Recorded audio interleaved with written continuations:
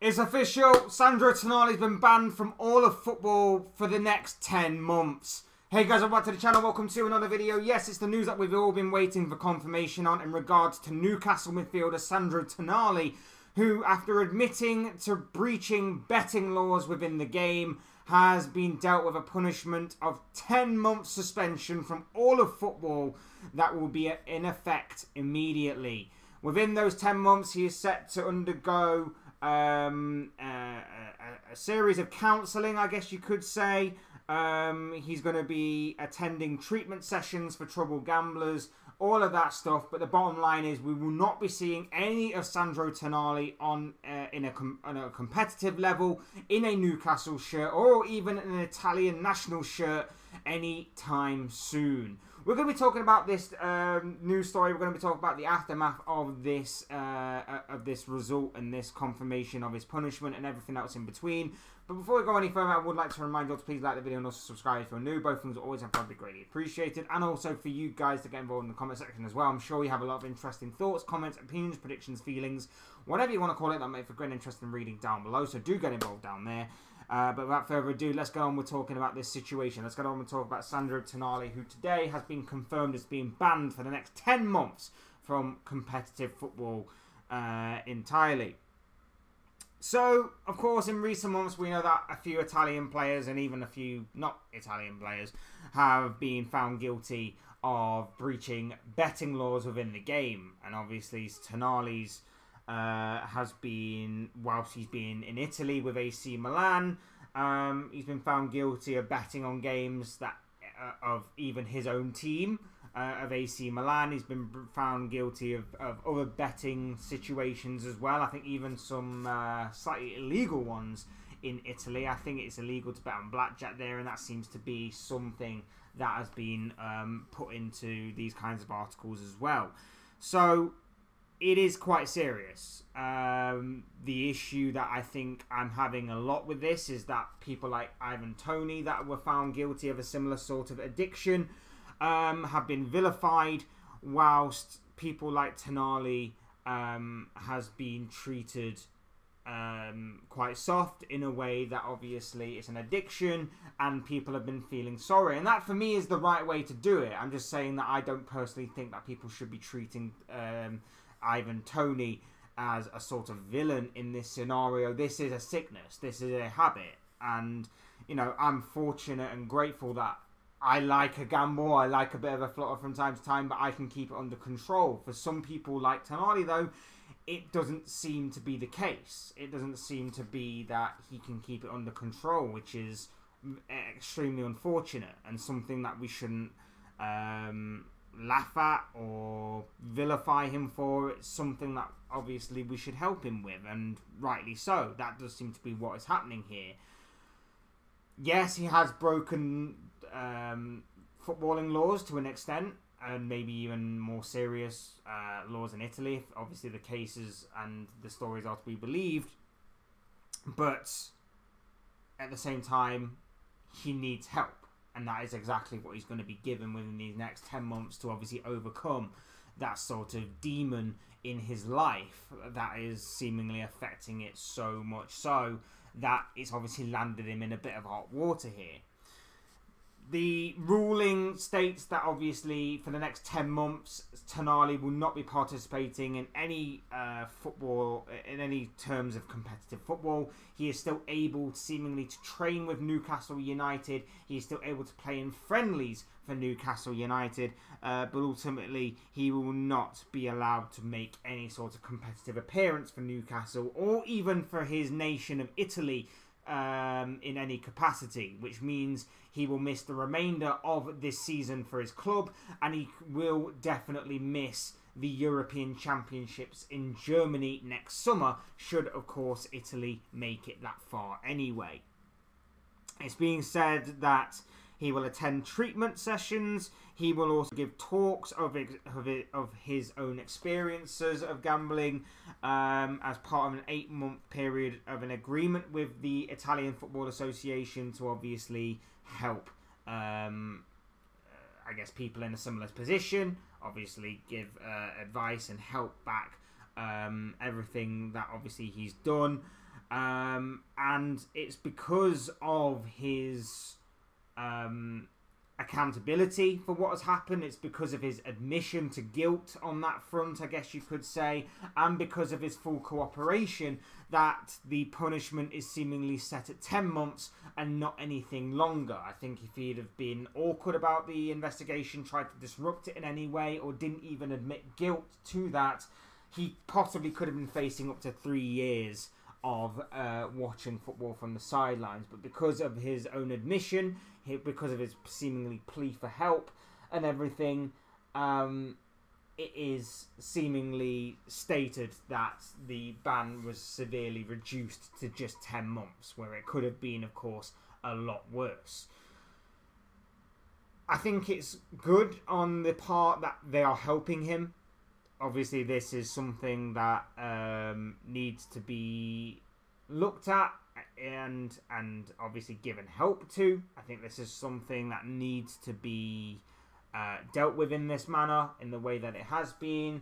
Yes, he does deserve a bit of punishment for doing what he did, but he needs more help than anything. And I think time away from football, time away out of that spotlight, will obviously give him that opportunity to mend himself and get better, and obviously to fight that particular demon. I think it's, you know, whether or not 10 months may be a bit of a stretch or not, I'm not 100% sure. I'm not 100% sure on the longevity side of the punishment, but at the same time, I am glad that he is getting or going to receive the help that he needs, and to obviously get him out of that spotlight and to obviously fix that part of his life. I don't think we're done here, though, in terms of aspects outside of Tonali. I still think there might be some sort of investigation, maybe some sort of questions to be answered on AC Milan's front, because when this situation happened, it was obviously when Tonali was in Italy playing for AC Milan. When obviously the transfer happened, whilst it did show a massive statement of ambition, a massive showing of intent by Newcastle to sign a player of Tonali's ability and potential, it did come out of the blue. It did very much come out of the blue, and it was very interesting that it obviously happened. I remember saying at the time that it was a bit strange, but assuming that nothing was dodgy, I don't think I exactly said those words, but I had no, and like a lot of people, we had no inkling to believe that anything was dodgy on an outside of football basis. Inside of football, there were some that were saying, well, maybe Tonali is not as good as what we thought. Maybe there is something deeper lying there. Maybe AC Milan have seen something in his training, in his attitude, that may suggest that it's the right time to move him on and maybe to exploit Newcastle for the money that they have. I find it strange now, looking back in hindsight, that this is obviously happening. And it does seem a huge coincidence that this comes out mere months, weeks after, of course, Tonali had signed for Newcastle from AC Milan. And whether or not this is legitimate or not. Did AC Milan know that Tonali was involved in something like this, and that's why they decided to cash in on him whilst they have the opportunity to do so? Did Newcastle know? Should Newcastle have done more research? I know it's difficult to see things in that are not obviously in the public domain, and obviously there are things that are being kept under wraps. But did Newcastle know? You know, there are some strange questions to this. Overall, I'm surprised at Tonali at all. Like, I understand gambling. Like I said, I'll go back to my original point. I understand gambling is hard to get under control. Like I say, I'm fortunate, and a lot of you out there maybe watching are very fortunate that maybe you can keep your gambling habit out of within your own control. Some people can't. I understand the want to gamble. I understand why people gamble. Keeps things interesting. Keeps things, keeps your interest high within games. Even on the things that maybe you're not particularly interested in, maybe having a flutter here and there holds your particular interest. For example, I'm not exactly a big fan of, like, Luton versus Sheffield United, for example. But if I was to stick a quid on, I don't know, maybe Luton to win, or a certain person to go on and goal score, or a certain person to get booked, or something along them lines, it holds my particular interest even more so in that one game if I am and having to be watching it. I understand the need for people to gamble, but it did seem strange for Tonali, especially with a guy who's on so much money, who's probably on more money when you consider not just what he's being paid by Newcastle, but in terms of maybe bonuses, in terms of what he's been paying through sponsorships, in terms of maybe his own investments, his own personal investments. It does seem strange for a player like him to be gambling and for that kind of extra money to be rolling in. But like I say, I do understand where the want to gamble does come into play. Like I say, I'm glad he's getting the help. I'm glad he's getting the treatment. But like I say, I don't think we've heard the end of this, and I do find it strange now looking back at the kind of things like of AC Milan selling him and getting rid of him this quickly. Was there something to that, or was there no knowledge whatsoever? Should Newcastle have dived into it a bit more? There are interesting questions that need to be answered. Whether or not we'll get the answers or not remains to be seen. I highly doubt it, but I am glad, like I say, that in a way, he's going to get the help and treatment that he needs. And I think that obviously we can learn a lot from obviously these stories that are coming out in recent times. Because like I say, there does seem to be more and more of this happening. Over the past year alone, we've obviously seen the Ivan Toney stuff. We've obviously seen the Nottingham Forest player Toffolo. We've obviously seen Tonali, and there are a few other players out there that are seemingly under investigation as well. Some, I think, mainly in Italy. In regards to this, I think even Zaniolo, has been investigated or is currently being investigated. So there could still be more fallout to this. But we can learn from this, and we can obviously help these players and obviously help put things in place to obviously help these players and any player that may be falling into a similar position or maybe getting into that position, help them out a lot more than what obviously was used to in the past. But the bottom line here is that Tonali will not be seeing him for the next 10 months. He's going to be receiving help. He won't be playing at a competitive level, and he'll be back. If I'm right in thinking, he'll be back for the end of August, beginning of September, sometime around about there. So he'll be back for... He'll just miss, I think, the opening couple of games of next season, but he'll be back then for Newcastle, assuming everything goes according to plan. But yeah, it's a big blow for Newcastle. Big blow for Newcastle. Spending a lot of their transfer budget in the summer on this guy to not be able to play him for the next year or so. Interesting to see how Newcastle respond to this in terms of what they do. Maybe they do look into the AC Milan stuff, like I mentioned.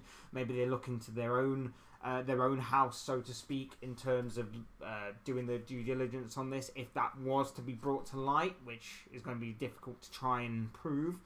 And obviously what they do in the transfer window as well. Did they go back in for a midfielder? Did they look for some sort of loan deal? Did they go for a permanent deal? Interesting stuff does lie ahead, and we're going to get a lot of interesting fallout from this story going forward. But the main thing is, Tonali's been banned for 10 months. He's going to get the help that he needs, and it is good that they've decided to obviously follow through on the more helpful side of things, rather than just vilifying him and punishing him. But those are just the thoughts, comments, opinions, predictions, feelings, whatever you want to call it, of this guy. I want to know what you guys think. What do you make of this whole Sandro Tonali situation? Do you think it's right that he's been treated this way? Do you think it's wrong? Do you think the punishment is harsh, or do you think the punishment is correct? I'd love to know your thoughts, comments, opinions, predictions, feelings, whatever you want on this particular topic down below in the comment section, because I'm sure it'll make for interesting reading. Otherwise, hit the like button on the way if you enjoyed the video, subscribe if you're new and want to see more content like this. Both things are always and very greatly appreciated. And as always, thank you all so much for watching and listening. I've been Fletch, this has been another Fletch Talks video, and I'll see you all again soon in another video or live stream or whatever it may be. Cheers guys, thanks everyone for watching. Take care, have a good rest of your day.